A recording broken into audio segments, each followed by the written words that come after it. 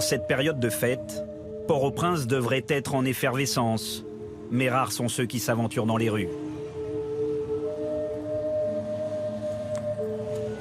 Dans le centre-ville, les principales artères sont barrées. À pied ou à moto, ça passe. Les voitures, synonymes de richesse, ne sont pas les bienvenues. Ce sont les quartiers populaires qui manifestent contre le président accusé, comme ses prédécesseurs de corruption.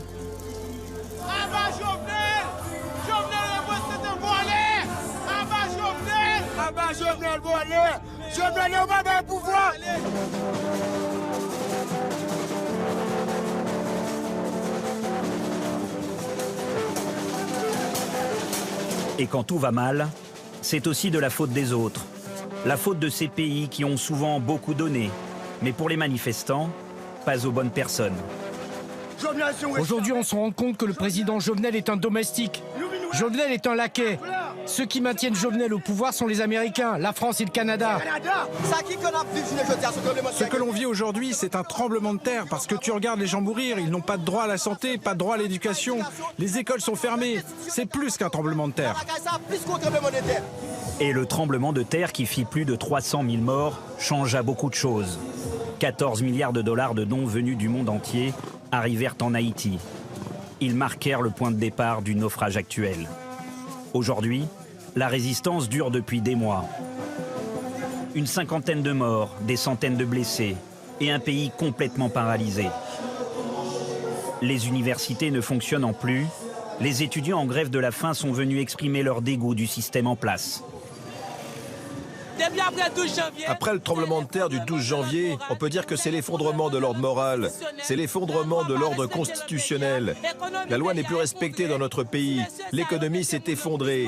Ces mecs nous apportent plus de problèmes. C'est pour ça qu'aujourd'hui, nous les étudiants, nous demandons le changement du système. En ce jour de contestation, on célèbre aussi la bataille de Vertières, qui en 1803 permettra à Haïti de devenir la première république noire et indépendante au monde.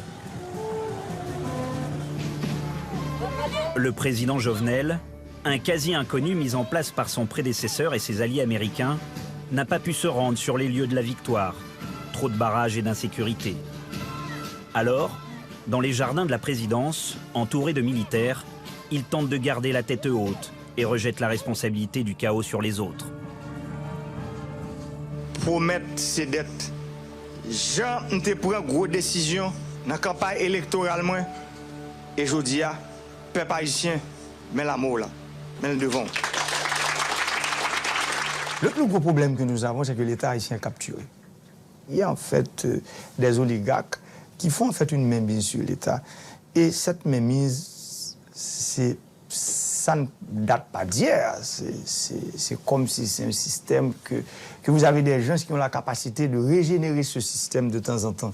Chaque 10 ans, chaque 15 ans, chaque 5 ans, le système est régénéré et les choses restent les mêmes.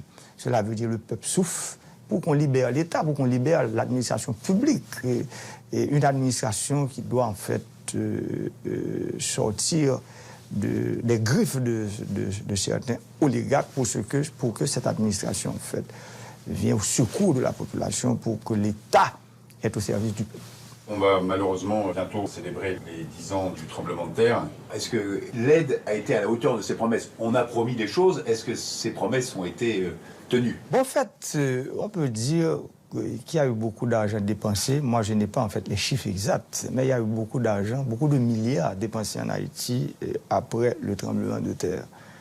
Et vous pouvez le constater comme moi. Il n'y a pas en fait une zone de construction, je dirais, qui peut témoigner de ces sommes-là qu'on a dépensées en Haïti. C'était en fait une guerre entre les organisations non gouvernementales en Haïti. Il n'y a pas eu en fait une bonne gestion, je dirais, une bonne coordination de cette aide. Moi, je dois vous dire, après 10 ans, le goût n'est pas... Le goût sur les lèvres des Haïtiens n'est pas sucré, c'est salé. Et beaucoup d'Haïtiens ont plutôt un goût amer dans la bouche. Il suffit de se rendre à Canaan, Canaan, c'est une ville, ou plutôt un bidonville, à une vingtaine de kilomètres de la capitale. C'est là où ceux qui avaient tout perdu pendant le tremblement de terre se sont retrouvés. Pour s'y rendre, il faut prendre la route. Et ce matin, des manifestants ont bloqué un pont avec un camion.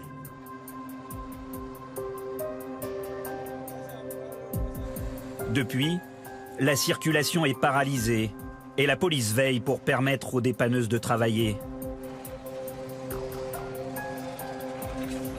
C'est comme ça tous les jours en Haïti. Les plus riches seront rançonnés, des véhicules brûlés, les gens ont peur. Plus rien ne fonctionne normalement.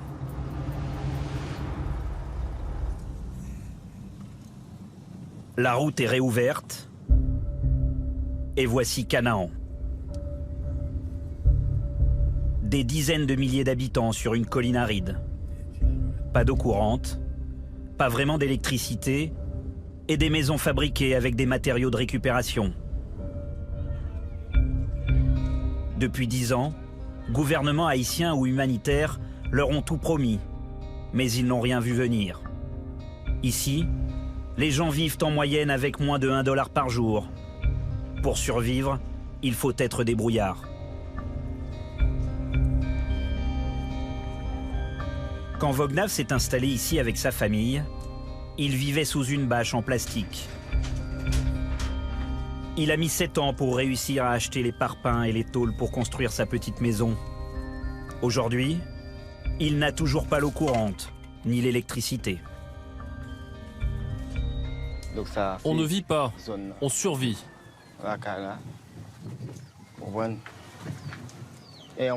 Lorsqu'on a quitté notre ancienne maison, on pensait que ce serait un lieu de passage. On habitait la plaine, mais le 12 janvier, notre maison s'est écroulée. Donc nous sommes venus vivre ici. Malgré toutes les difficultés ici, on y reste. On s'accroche, parce que nous n'avons pas d'autre endroit où aller. Ici, c'est là où je me lave. C'est en piteux état, j'essaie de survivre. Il faut bien que je me lave.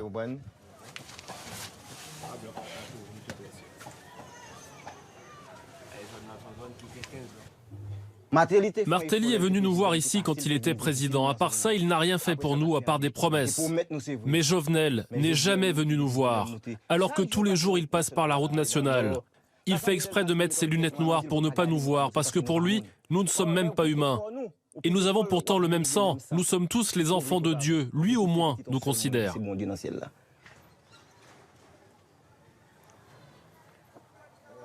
Salut chef, comment ça va? Qu'est-ce que tu racontes? Ça va mon gars, ça va. Vognav Mézius et Carlos Pierre sont des membres respectés de cette communauté abandonnée de tous. Depuis que nous sommes installés ici, rien de sérieux n'a été fait. C'est avec nos propres moyens que l'on bricole. Nous faisons tout nous-mêmes. C'est une église que nous avons construite nous-mêmes, là une école. Nous sommes solidaires, tous ensemble nous avançons. Mais même en faisant tout cela, ce n'est pas assez, car nous n'avons pas suffisamment de moyens. Lorsque l'on regarde bien autour, rien ne va. Rien n'a été fait à Canaan. Alors qu'il y a eu beaucoup de dons pour cette zone, mais nous n'avons jamais vu l'argent. Franchement, quand tu regardes, rien n'a été fait dans cette zone. Le gouvernement a pris tout l'argent, ils se le sont partagé, ils n'ont pas du tout pensé à nous.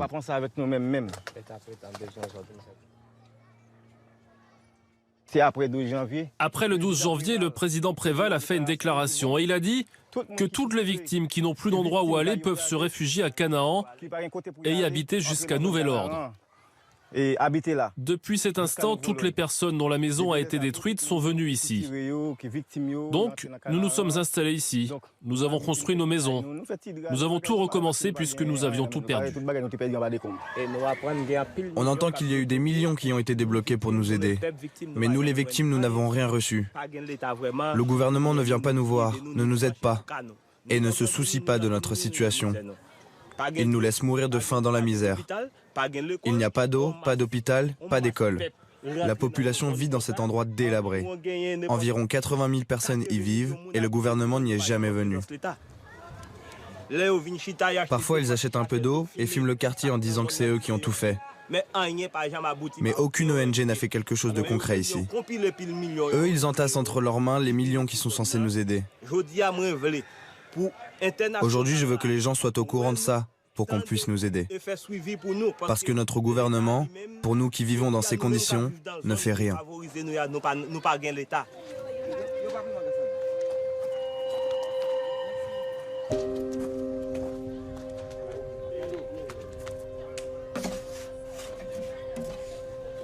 Il n'y a pas d'eau potable dans tout le quartier.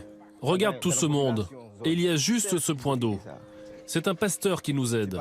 Il a installé l'eau potable pour nous, pour que chaque personne puisse avoir un petit galon. Ce n'est pas l'État qui nous l'offre, mais un pasteur du quartier. Pauvre pasteur, il n'y a que lui qui nous maintienne en vie à Canaan.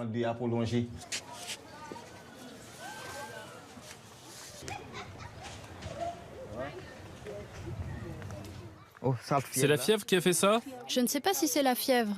C'est quoi comme fièvre? C'est une vieille fièvre. Tu ne l'as pas amené à l'hôpital? Non. Il n'y a pas de médecin, c'est nous-mêmes qui nous soignons. Avec la crise dans le pays, nous ne pouvons même pas trouver une voiture pour aller à l'hôpital qui est beaucoup trop loin.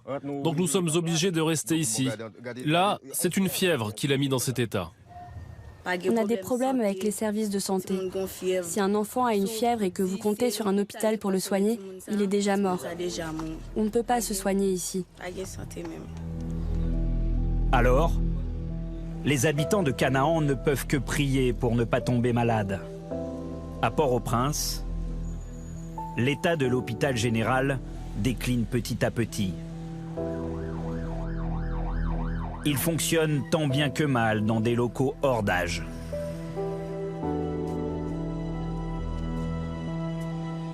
Le 12 janvier 2010, il y a une destruction de 50%. C'était un hôpital qui avait 700 lits et on est réduit à 400 lits. Il y a certains services qui ne sont pas modernes, qui sont encore dans un état de vétusté, donc on est réduit à 400 lits, mais on continue quand même à prodiguer des soins. Il est interdit de filmer à l'intérieur. Ordre du gouvernement. Donc ça, c'est la salle de triage. Nous n'aurons accès qu'à la seule salle rénovée, le seul endroit où tout est en parfait état.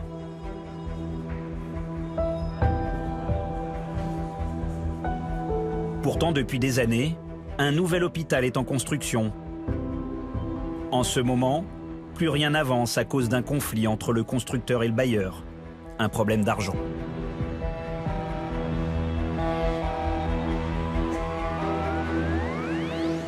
Après le tremblement de terre, il y a eu quand même beaucoup de partenaires qui sont venus aider l'hôpital.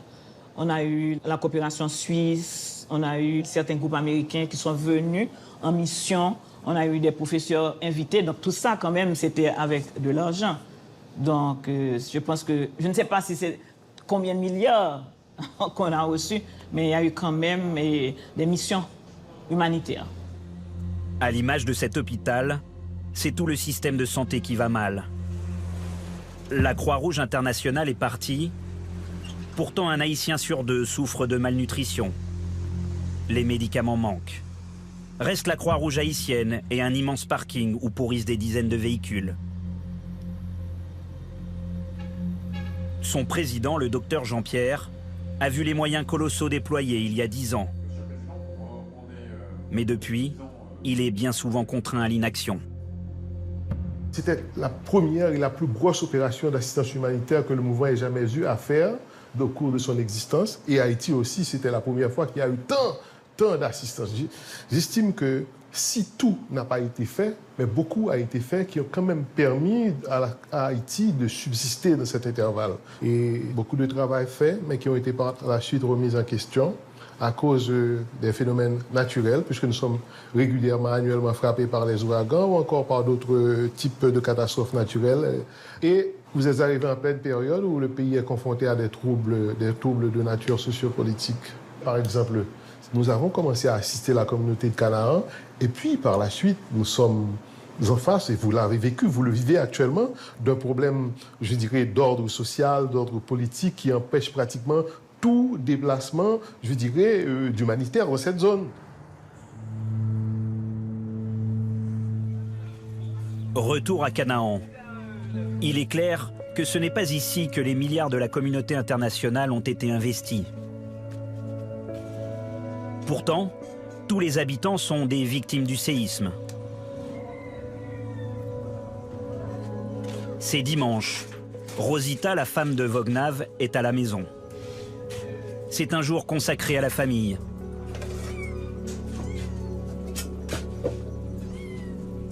C'est les haricots. Ils ne sont pas cuits.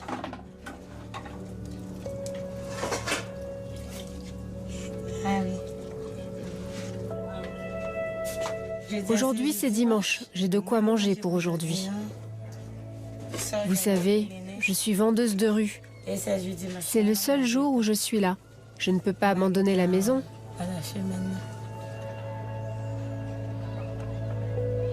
Vognav bricole et Rosita range. Une vie presque ordinaire. Il n'y a qu'une seule pièce dans la maison. La maison n'est pas vraiment présentable. Il n'y a pas suffisamment de chambres pour les enfants. J'ai fait une séparation pour les lits. En attendant, je ne sais pas comment je pourrais améliorer ça. J'ai 2 enfants. Vous savez, les écoles étaient fermées cette année. Ils ont commencé à y aller, mais n'ont pas terminé l'année. Peut-être qu'en janvier, les écoles seront rouvertes, mais je ne sais pas encore comment cela se fera. C'est vraiment difficile. Parce que moi, je fais toutes sortes de commerces. Je vends des petits pains. Quand c'est la saison des mangues, j'en achète et les vends en me promenant. Mais ces derniers mois, quand je descends en ville, malgré la foule, on tire des balles et des gens meurent. Donc quand j'en achète une douzaine, je ne fais quasiment pas de bénéfices. Ça m'oblige à puiser dans mes économies. Donc c'est vraiment difficile. Il n'y a pas de travail, pas de commerce, pas de business. Je n'ai pas pu leur donner leur premier repas. Je suis obligée de leur donner un seul repas par jour. Je ne peux pas en faire 2, sinon ils n'auront rien après. Au moins, s'il y avait le commerce, on pourrait vivre. Mais il n'y a pas de commerce. Je vois demain vraiment noir.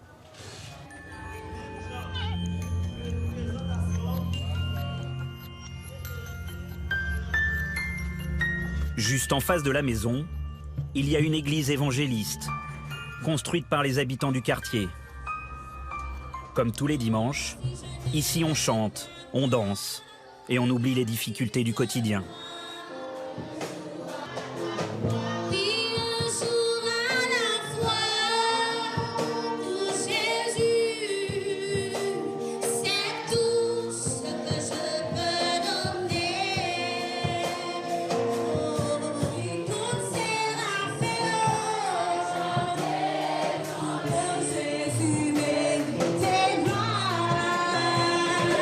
Mais on vient aussi assister au prêche du pasteur Jean-Emmanuel.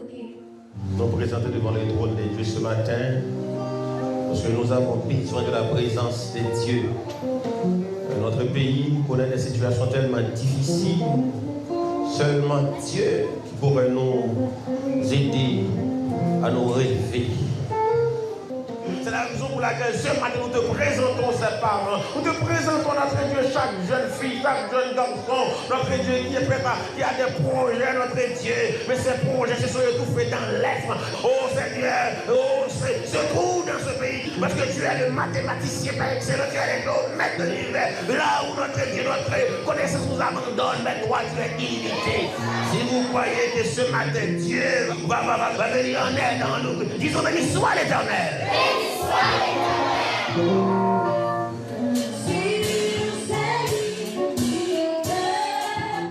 Vous pouvez voir qu'au fur et à mesure, ce pays marche de mal en pire. Chaque année, on espère que l'année prochaine, ce sera mieux. En réalité, l'année prochaine sera pire. Lorsque nous essayons de faire une comparaison entre le pays d'Haïti et d'autres pays, nous réalisons qu'il y a une grande différence. Il y a vraiment des grandes balises. Cela prouve que peut-être dans certains autres pays, les gouvernements pensent pour le peuple. Mais en Haïti, on voit que c'est différent. Mais on ne connaît pas vraiment la politique à 100%. Seulement, on ne fait que remarquer, que voir les choses. 2 mondes dans un même pays. De l'autre côté de la colline, à quelques centaines de mètres, Sur une route déserte et à moitié barrée, il reste une trace du séisme de 2010. Sur les lieux où des dizaines de milliers de corps ont été enterrés, l'ancien président a fait construire un monument. La gardienne des lieux n'a pas vu une voiture, un visiteur depuis 1 an. Ici, c'est une grande fosse. Il y a beaucoup de monde dedans. Je ne peux pas vous dire combien il y en a. Beaucoup? Oui, beaucoup de monde. Ici, il y a encore une grande fosse. Beaucoup de monde. C'est le président Martelly qui a fait construire tout ça pour les morts du 12 janvier.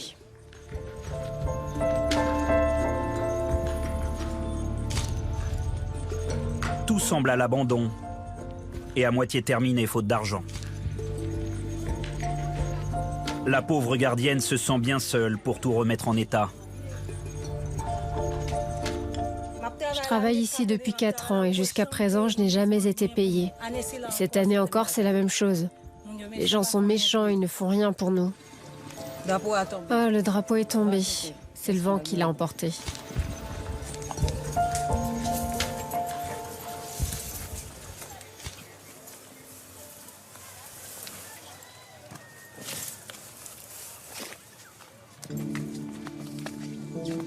L'union fait la force, la devise d'un pays déchiré. Pour l'instant, le président Jovenel Moïse est toujours là et appelle au dialogue, mais il gouverne seul. Le budget atteint un déficit record et l'inflation tourne autour de 20%. Le mandat des députés est terminé et pas d'élection législative en vue. La police attend toujours du matériel neuf, la justice est à l'arrêt, la corruption en pleine forme. La liste des problèmes est interminable. Le tremblement de terre de 2010 est bien loin et Haïti souffre toujours autant.